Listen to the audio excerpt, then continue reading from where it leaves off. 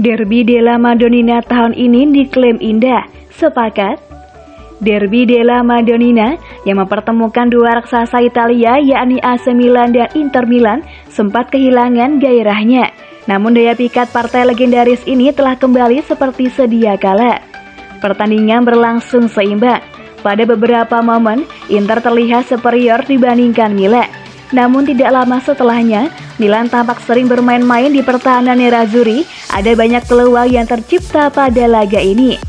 Duel yang syarat akan rivalitas dan sejarah ini sempat kehilangan gairahnya. Hal ini dikarenakan menurunnya prestasi kedua klub tersebut, membuat Juventus tanpa kesulitan menancapkan dominasinya di Italia. Tidak bisa dimungkiri bahwa laga dini hari kemarin adalah salah satu yang paling indah setelah sekian lama. Bahkan Direktur Nerazzurri Giuseppe Marotta sampai mengakuinya. Saya ingin menggarisbawahi bagaimana derby ini menjadi iklan yang indah buat dunia sepak bola, ujar Marotta kepada Radio Azio Sport.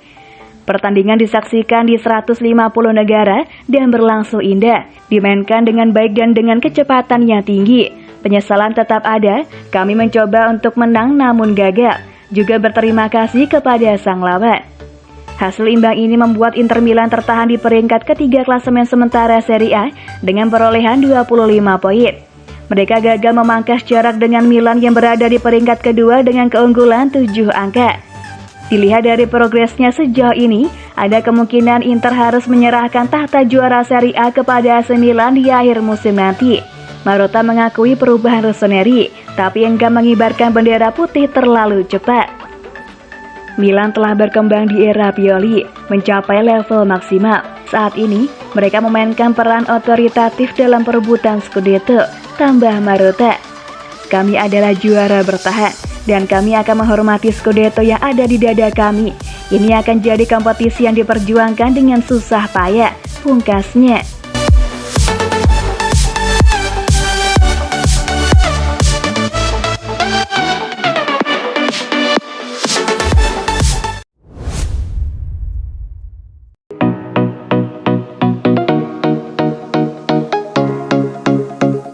Milan perkasa di Serie A tapi loyo di UCL, begini analisa Seedorf.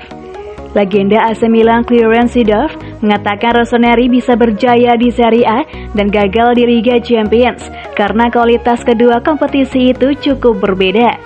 Milan musim ini tampil ciamik di Serie A, mereka nyaris menuai hasil sempurna di Liga Italia. Sejauh ini mereka telah bermain 12 kali. Hasilnya, Milan menang 10 kali dan imbang 2 kali. Tapi di Liga Champions, Milan menunjukkan hasil yang jauh berbeda.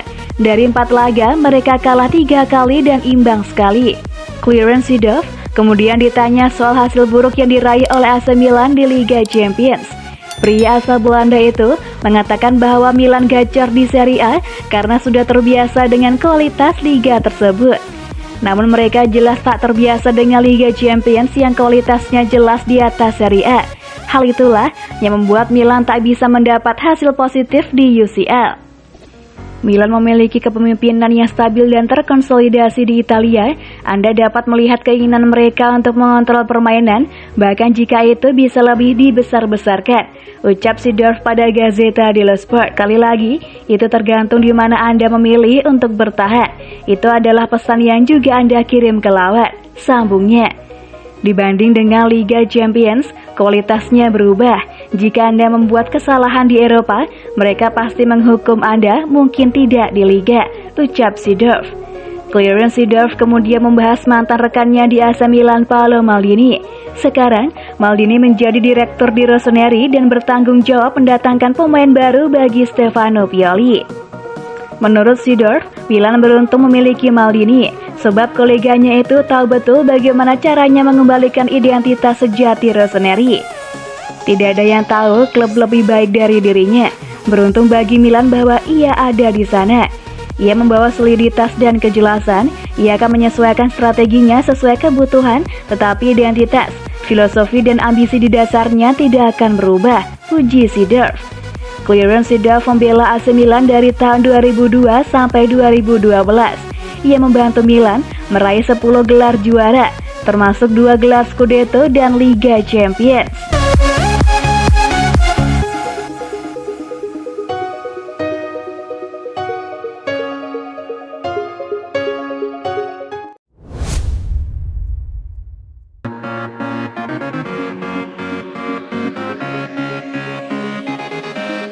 Senyum manis Antonio Conte, lihat pemain idamannya berulah di AC Milan. Revolusi Spurs kian nyata. Antonio Conte semakin berhasrat untuk memboyong pemain idamannya yang baru-baru ini membuat ulah bersama AC Milan.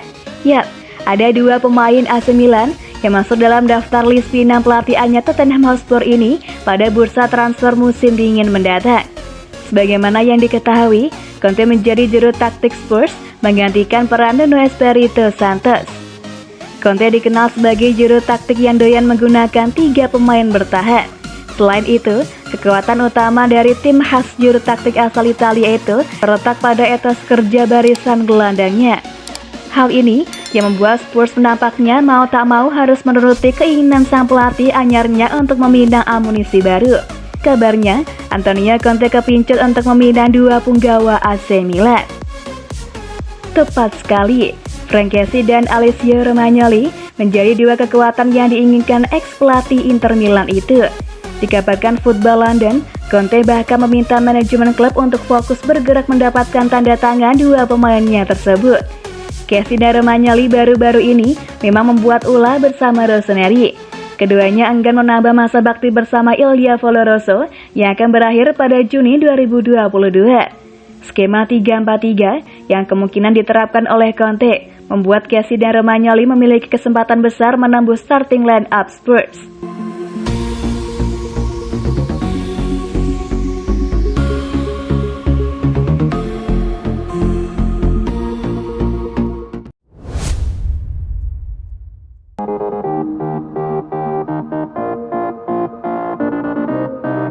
Milan dan Pioli capai kesepakatan dasar kontrak baru.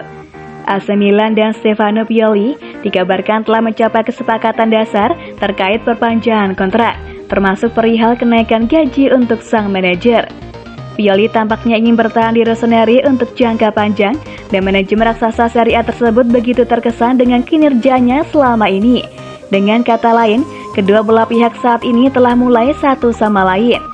Kontrak juru taktik 56 tahun tersebut akan berakhir pada penghujung musim ini, dan menyusul betapa bagus awal karirnya bersama Milan, tak ada yang memikirkan mengenai kepergiannya, setidaknya dalam waktu dekat ini. Pada kenyataannya, beberapa kode kuat telah diberikannya belakangan ini. Menurut pemberitaan dari Il Corriere della Sera, sudah ada kesepakatan dasar yang tercapai antara Rossoneri dan manajer asal Italia tersebut terkait perpanjangan kontrak. Selain masa berlaku baru yang mungkin hingga 2024, ia tampaknya bakal menerima kenaikan gaji. Mantan bos Inter tersebut sekarang ini hanya mengantongi 2,5 juta euro atau 40 miliar rupiah net per musim, dan nominal tersebut jelas terlalu rendah jika dibandingkan beberapa manajer top lain di Serie A. Karena itulah, kenaikan gaji dianggap memang layak didapatkannya. Namun masih perlu dilihat kapan kesepakatan tersebut bakal dirampungkan. Sang manajer sendiri beberapa waktu lalu sempat menyuarakan harapannya untuk menukangi Milan dalam jangka panjang, dan impiannya mungkin akan terwujud, terutama jika ia terus menorehkan hasil impresif.